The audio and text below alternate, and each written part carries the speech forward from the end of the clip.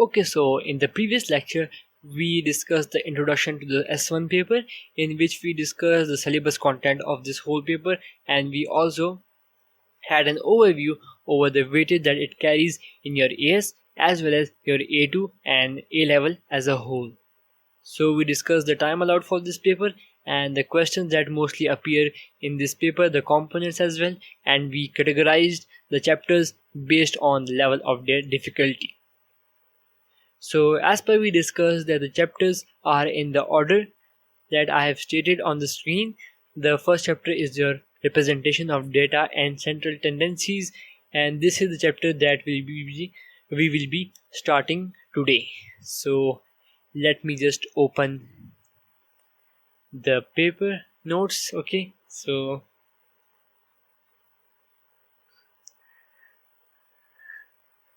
this is your first chapter, the central tendencies and the representation of data.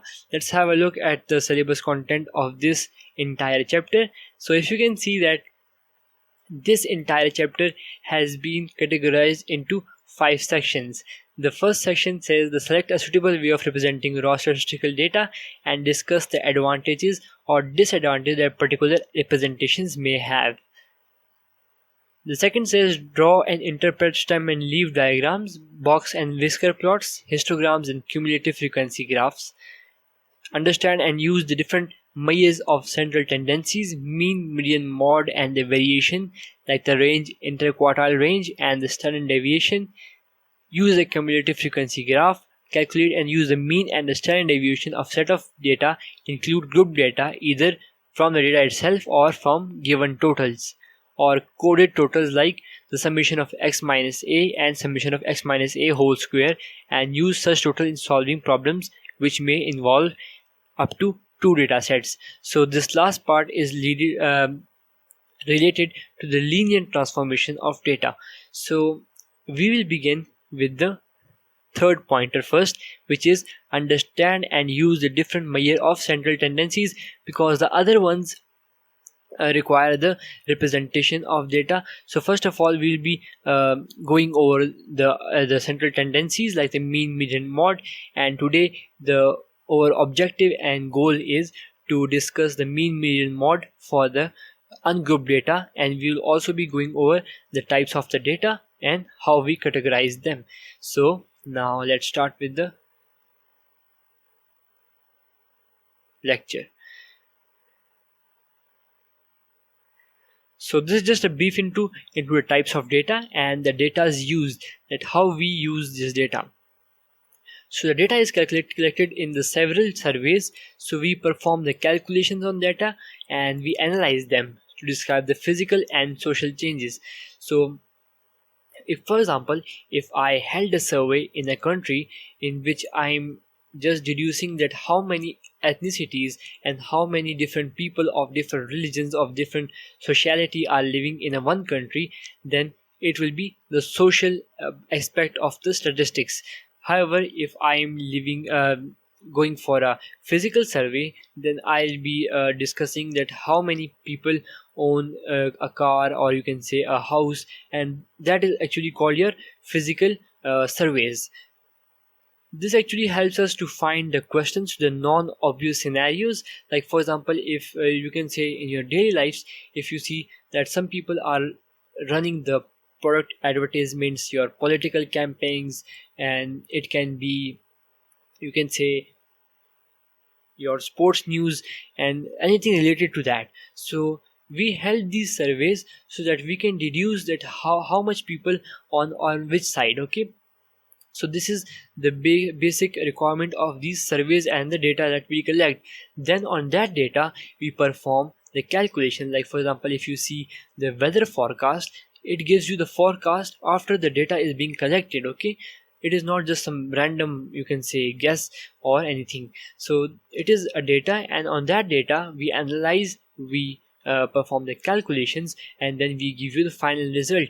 And this helps us to find the questions to the non-obvious scenarios. This is mostly suitable in the diseases that are, you can say, the newly you can say the new pandemics, like you can say we saw in the case of the COVID-19 when it was just you can say outspreading in all of the countries, then this is how we reduced its symptoms by asking from people that how they feel after getting the virus. So this is the basic use of the statistics. And also statistics is involved in your stock market reports, in your weather forecast, in your sports, in your product advertisement, your political campaigns, and everything. So this is the requirement of the data. So now let's just categorize this data into two types of data. There are two main categories of data.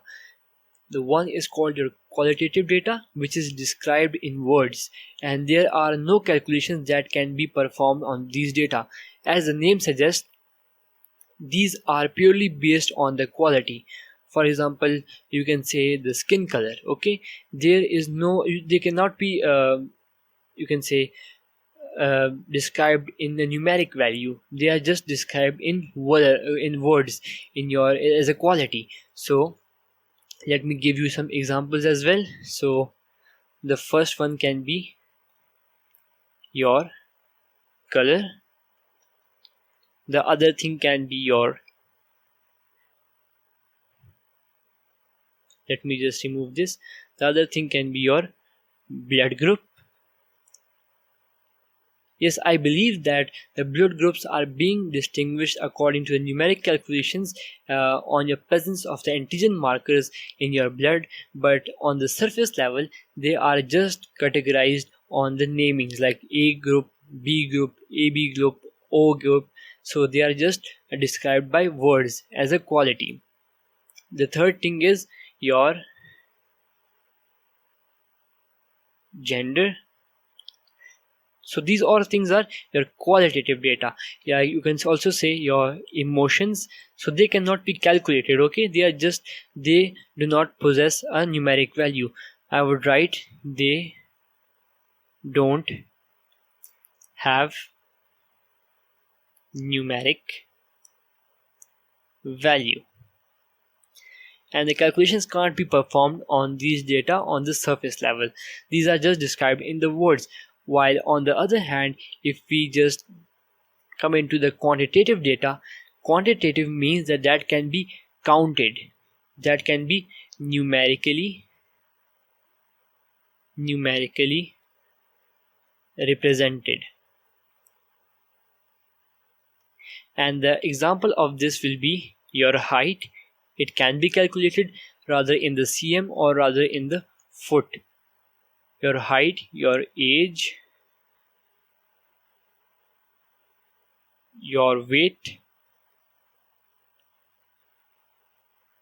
and it can also be the time, and etc. There are many examples of quantitative data. Now, this quantitative data that can be numerically represented, the calculations can be performed. The calculations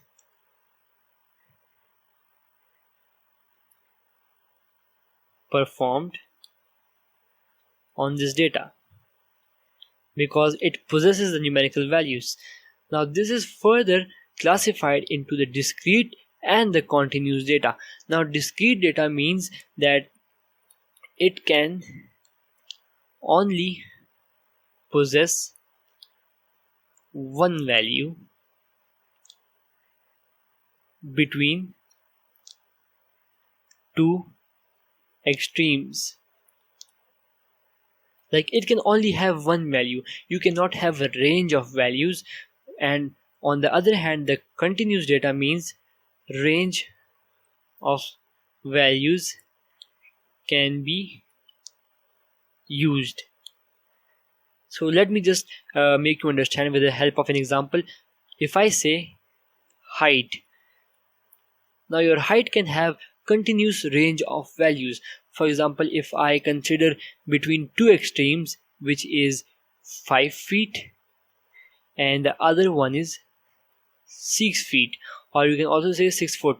So if I consider between these two extremes, then I can have any value between these two extremes. I can have 5.5, I can have 5.7, I can have 5.2, I can have any value between the 6 and the 5 feet. while on the other hand discrete data means only one value between two extremes. Like if I take the example of your blood group,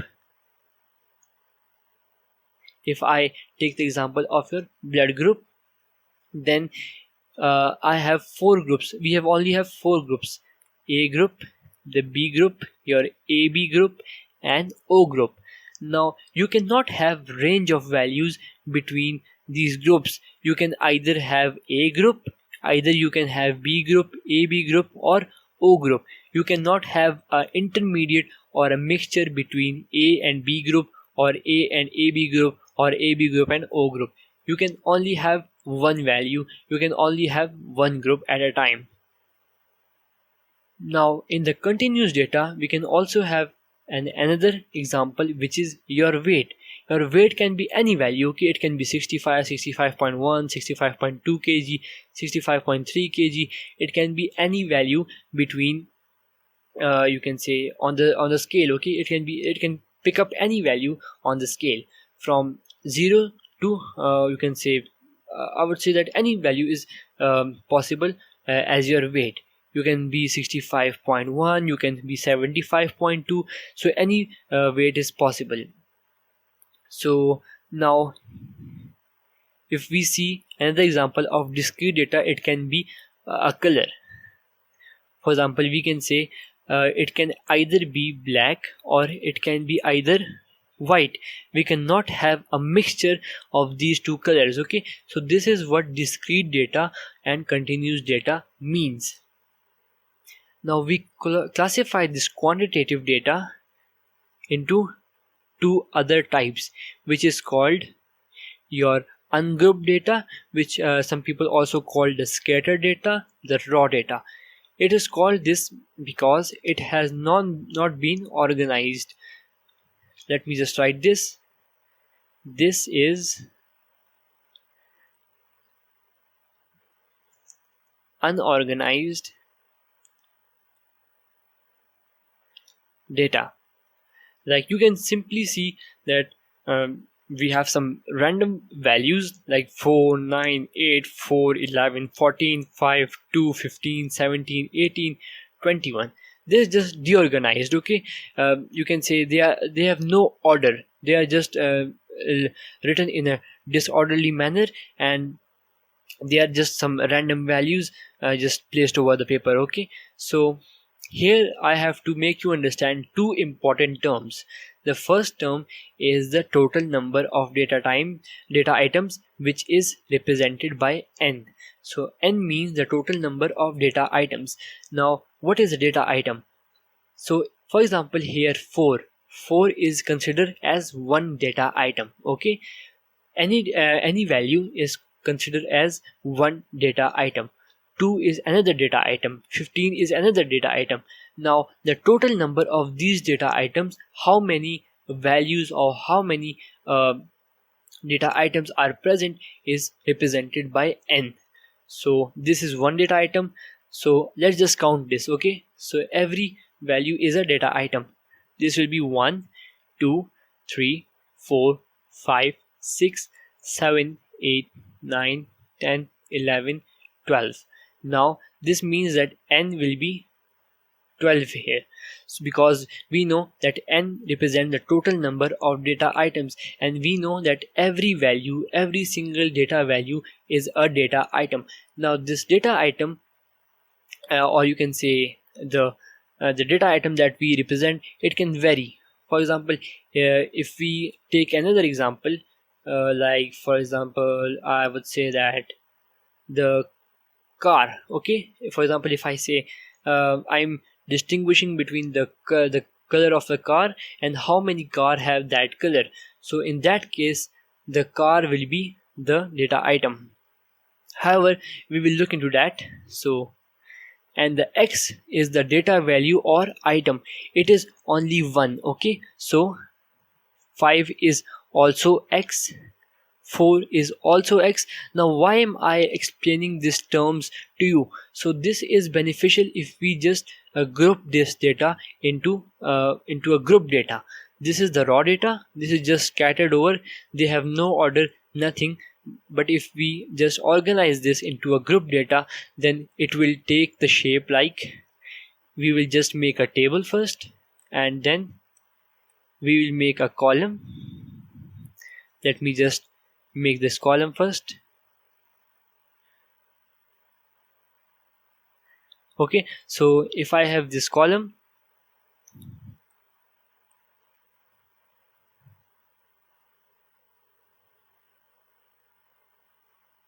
so now if I have this column, then I will place in the first row I will place x, and in the second I will have the frequency or the number of time that occurs. For example, if I say that 4 is one data item, 5 is another data item, 8 is another data item, 14 is another data item.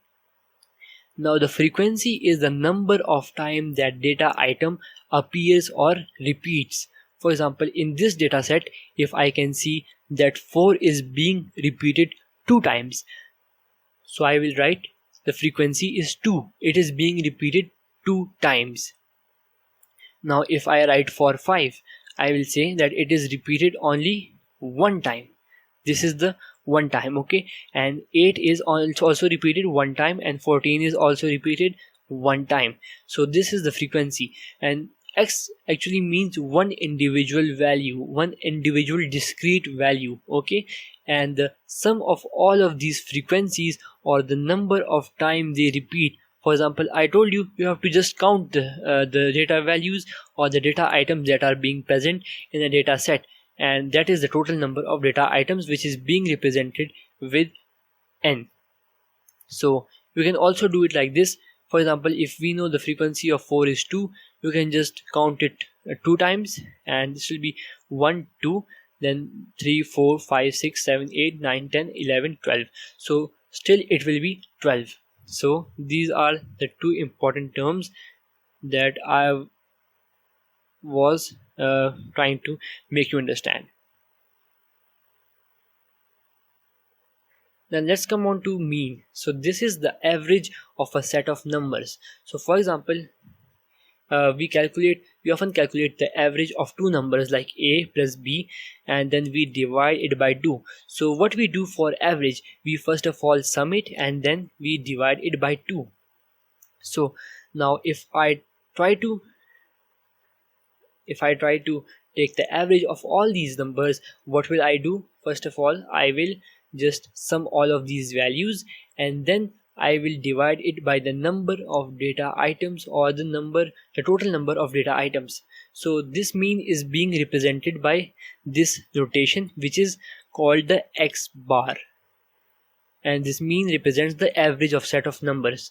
So how will I calculate the mean of ungrouped data?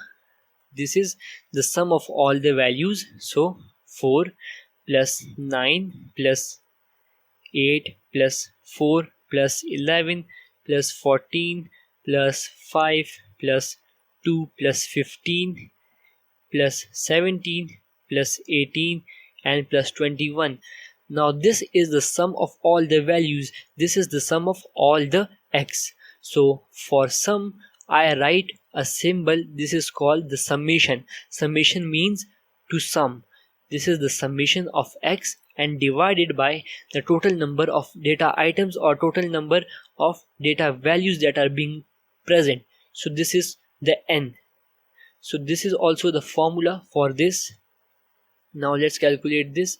So this is the sum of all the data values and then divided by the total number of data items present. So this is 12. So the average or the mean, which is represented by x bar, will be 10.66. So let's write the formula here. So the formula for the mean is x bar is equals to summation, the sum of all the x values divided by the total number of data items that are being present. Now this sign means summation, which means add. So we have to add all the values of x. We have to add all the values of x. Now I'm sure that you know what x is. X is each individual value.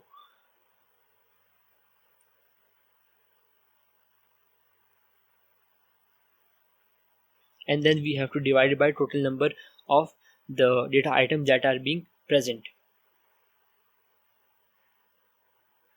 So now let's come on to another key point, that this mean is also called and referred to and regarded with another term that is called expected value. This is just another name for the mean, and the expected value is represented by e of x. Okay, this is just another name for the mean. Let me write it. So this is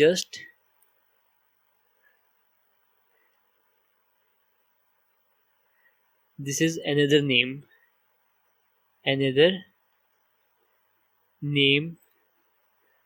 for mean. Okay, now let's come on to another very important concept that is called the median. Now this represents the mid value of a data set, and it is necessary for the raw data to be in an order and arranged either in an ascending order or a descending order. So then you can use the cutting method or a formula to find out the median. So for example, if I'm having a data set, for example 1 2 3 4 5 6 7 8 9 10, if I want to find the median, so median is the mid value. So the mid value of the 1 to 10 number will be 5, because it is just the middle, it is just the half of it. So now the cases will not be as simple as I am giving you the example. So for example, if I have this data set, so I told you that it is necessary for the data set to be in order, either in ascending order or the descending order. So if I have this data set, so I can arrange this in a ascending order. So let's find the smallest value. So the smallest value is 15. So let's cut the 15. So 15. Then we have the other value will be 18. Then the third smallest value will be, let's check, okay, so 21. Then we have 24. Then you have, let's check, okay, it has then 27. Then we have 30. Then we have 33. Then we have 36. Then we have 39. Then we have about 42. Then we have 45, and then we have 48 and 51. So now let's count the number of the data items that were being present. Okay, let's count the number of data items that were being present. So this is 1 2 3 4 5 6 7 8 9 10 11 12 13. So this means the n will be, let me write in another color, so n will be equal to 13. We have 13 data items or data values. Now let's also check that we have written all the terms or not. So this will be 1 2 3 4 5 6 7 8 9 10 11 12 13. Okay, so correct. So now we have arranged this. Okay, this is your arranged form of this data set. Now we have completed over step 1, which is to arrange this either in ascending order or descending order. Now if we want to find the median or the mid value of this data set, what we will be doing is that just write it as it is: 15, 18, 21, 24, 27, 30, 33, 36, 39, 42, 45, 48 and 51. And now start cutting from both ends one by one. So let's cut it with another color. So this will be one value cut from the left hand side, one from the right hand side, one from the left, one from the right, one from the left, one from the right, one from the left, one from the right, one from the left, and one from the right, one from the left and one from the right, and the value that we will get in the end will be your mid value, or you can say the median. So the median is 33. So your median here is 33. Now this is called the cutting method, and if you wanted to find it using the formula is n plus 1 divided by tooth term. This is the term number. Okay, this will not give you the median, it will give you the term number of the median. So for example, we know that total terms were 13, the n was 13, so 13 plus 1 divided by 2, it will give you 7th term. So let's count what was the 7th term. So you can start from anywhere, okay, from the left or the right, it will be the same. So this is the first term, the second term, the third term, the fourth term, the fifth term, the sixth term, and this is your 7th term, and this will be your 7th term. So in this case we are also getting the median as 33. Now in the scenario where you have odd numbers, so in that case you will get two values in the mid, so you will have to take the average, or you have to just add them and then divide it by 2. Also, if you get the odd numbers, then you will also have a decimal point with this term number, like you can have 7.5 term like this. So what you have to do, you have to take the average of the 7th and the 8th term. Okay, so now let's move on to another concept, which is called the mod. Now the mod represents the most repeating data value or item, which I represent with what? I represent it with x. So now x is one data item. Okay, so the data item that will repeat the most is called your mod. For example, if I have this data set in which I have 10, 9, 10, 11, 14, 13, 14, 15, 16, 18, 19, 14, 9. So this is just a scattered data. Okay, this have no order, this is disorganized data, and now I have to find the mod. I have to find that data value which is repeated the most amount of times. So now let's have a look at 10. How many times is 10 repeated? So let's write it in this way. So this will be the x, this will be the data item, and this is the frequency, that how many times it is repeated. So let's check for 10. So 10 is repeated, this is one time, this is the second time, and then we can find no other 10. So the frequency of 10 will be 2. Let's check for 9. So 9 is one time repeated, then the second time. Okay, so it is also 2. Now let's check for 11, one time and only one time. So 11 is also one time. Then for 14, this is one time, the second time, the third time. So 14 is repeated 3 times. Now let's check for 13. 13 is only one time. Okay, and 15 is also one time. 15 is also one time. Let's write it here now. 16 is also one time, and 18 is also one time, and 19 is also one time. Now which data item has the most frequency, which is repeated the most amount of times? So you can clearly see that the 14 is repeated the most amount of times, which is 3. Now you do not have to write the frequency as the mod, you have to write the data items that has the most frequency. So it will be 14. 14 is repeated the most amount of times. So this is called your mod. Okay, so this is how we find the mod.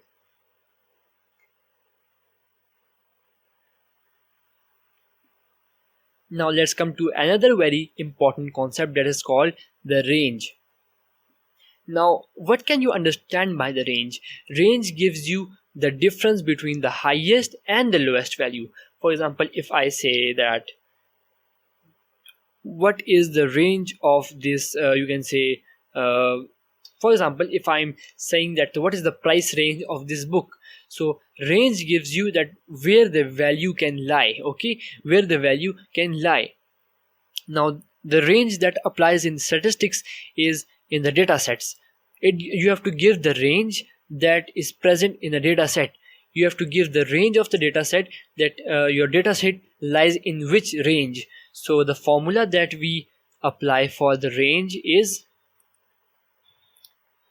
range is equals to the lowest, sorry, not the lowest, this is the highest value. You have to find the highest value in your data set, the highest value minus the lowest value.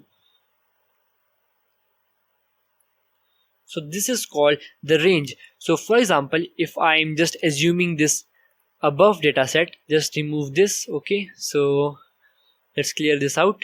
So for example, if I'm assuming this data set, what is the smallest value that you can see? It is 9. Okay, this is the lowest value, so let's write this here. The lowest value is 9. What is the highest value that you can see? It is 18. Okay, the highest value is 18. Now if I find the range of this will be the highest value, which is 18, minus the lowest value, which is 9. So this will give me the range of 9. This means that the range, the difference between the highest value and the lowest value of my data set is 9. So now one important thing another is that this minus sign does not accommodate your range. This don't accommodate your range. For example, if you have a lowest value, for example, if you have the lowest value as minus 9, then you do not have to rely on this minus sign. You have to put the sign of minus in itself, like 18 minus and then minus 9. So then this will give you the range of 27. Okay, so do not rely on this minus sign. You also you have to write the data value as it is together with the sign. So this is how you find the range. Let's come to the upper quartile range. So the literal meaning of the upper quartile range is that it tells you the 75th percent of the data in your data set. So for example, if I have this data set, so what will I do to take out the upper quartile? First of all, I will take the second half. So let's just take the second half. So these were 13 terms. So what I will do, I will take the second half, which will be 1, 2, 3, 4, 5, 6, and this will be the mid value. I will just ignore this one, and then I will take this whole second half. This is called your second half. Okay, let's just remove the rest and move it to the lower portion, because we'll be using this for the lower quartile. So if this is my second half, then we will be using the median of this second half to find the upper quartile, which will give us the 75th percent of the data in the data set. So this will become 36, then we have 39, 42, 45, and 48, and 51. Now what you can do, you can also apply the formula of the median on this, or you can just cut out the values. Okay, so if I cut out this from the left, this from the right, this from the right, and this from the left, so I have two values left in between. Now what I will do, I will take the average of this 45 and plus 42 divided by 2. This will give me the value of 43.5. This means my upper quartile, this is called the upper quartile, is for 43.5. Now let's do it for the lower half, which will give you the lower quartile, or the 25th percent of the data value. Also let me tell you one more thing, that we also apply this formula 3 by 4 into n plus 1 divided by 2 for the upper quartile, and for the lower quartile we also use 1 by 4 into n plus 1 divided by 2 term, and this gives you the term number. Okay, this does not give you the lower quartile or the upper quartile. This gives you the term number, just as we saw in the median. So now let's do for the lower quartile. I will take the first half, so it will be 15, 18, 21, 24 and 27 and 30. Let's cut out the values. So this will be from the left, from the right, from the left, from the right, and then we have this two middle values. So 21 plus 24 divided by 2, this will come out to be 23.5. This means my lower quartile is 23.5. So this is how we find the lower quartile and upper quartile using the formula or using the median of the second and the first half. Then we have the interquartile range, which we call the IQR. The difference between the upper and the lower quartile gives you the interquartile range. For example, we just saw that our upper quartile was 43.5 and our lower quartile was 23.5. So the upper quartile range is calculated using upper quartile. The interquartile range is calculated using the upper quartile minus your lower quartile. So if we calculate for the above data set, it will be 43.5 minus 23.5. So this will give you the value of 22. This is your IQR or your interquartile range. So this is as simple as this, okay? Then we have another thing which we call the standard deviation. It is the deviation of the data, and you can also call it the spread of data from the mean value, which we represent with the x bar, or you can also say from the expected value of the data set. So let's say that if we have performed some experiments to find out the gravity of the earth. So most of you will know that the gravity of the earth is g 9.81 meter per second square. So this is the true value, okay? This is the true value, or I will say the mean value, the original value. You can also call it the mean, and mean is also called your expected value. Okay, so now if I perform an experiment and I get some deviations, for example, if this value is 9.81, I might get my answer to be 9.7 to 9.4, like 9.3. So these can be my possible results. There can be some error in the experiments, but this will give me slight deviation from the true value, from the mean value or the expected value. So these deviations are called the standard deviations. And how we calculate this in the data set of ungrouped data? We calculate this by the formula. The formula is called, let's just discuss it first. So it is denoted by the sign. This is the sign. This sign is called sigma. Okay, this is the sign of the standard deviation, and the formula for the ungrouped data for the standard deviation, which is represented with this sign sigma, the formula for this is, let me just write the formula. So the formula for this is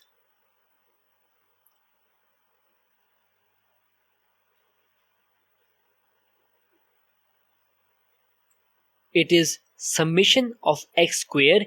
You have to sum all the x square values first.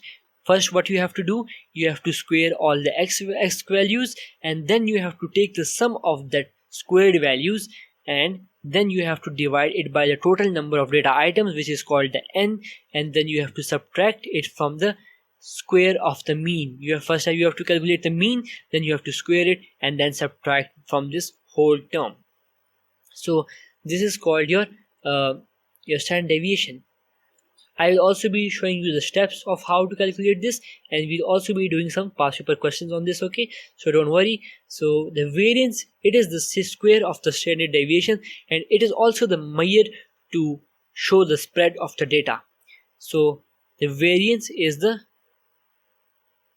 square of the standard deviation, or you can simply say the summation x square divided by n minus the mean. The mean is represented by this x bar, okay? The mean square. So we just remove the under root sign when we are calculating the variance, or you can just square the value of the standard deviation if you have the standard deviation calculated. So let's just write some important points. This is sum of square of x values. Okay, first you have to square the x values, then you have to take the sum. This is sum of, not the sum of, let me just remove this. This is the square, this is the square of mean, and this is the total number of data items, or you can say the total number of data values. Okay, now let's write the steps for finding the standard deviation for ungrouped data.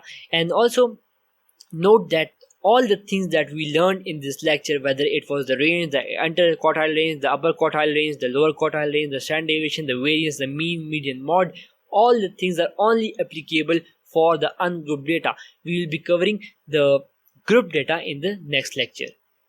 So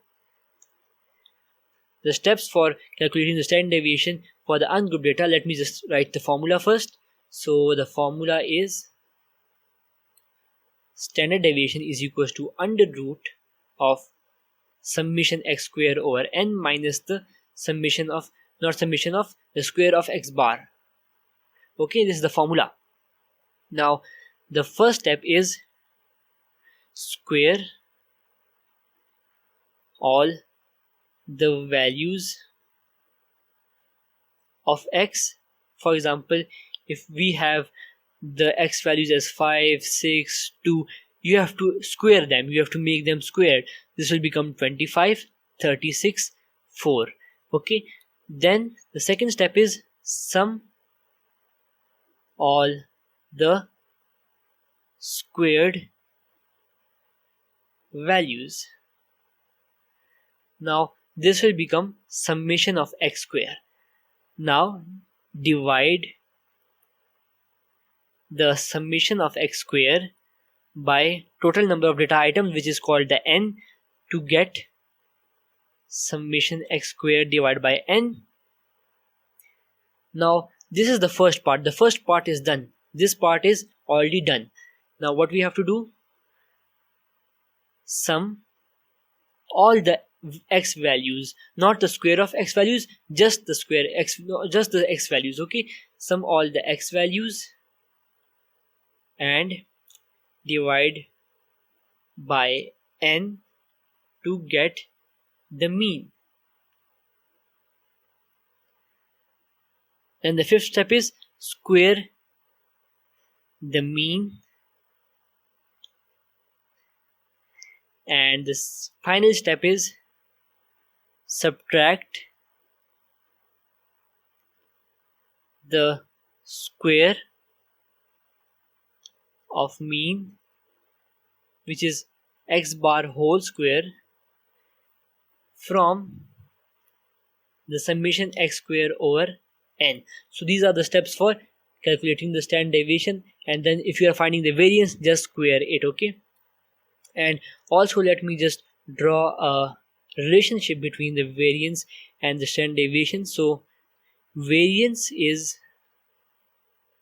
the square of standard deviation. This is the square of the standard deviation. Okay, and the standard deviation is under root of variance. Okay, so either way you can it can help you calculate the values in case you have not been given the standard deviation or in case you have not been given the variance. So in the next lecture we will be covering the group data, and we will be looking into its formulas, into the class intervals and the frequency density graphs, and how we draw the you can say the frequency graphs. And what is frequency, we will be looking into that more in detail. So just revise this lecture and just search out more about this, that what is frequency, what is n, and more about these things, so it will help you understand it much better.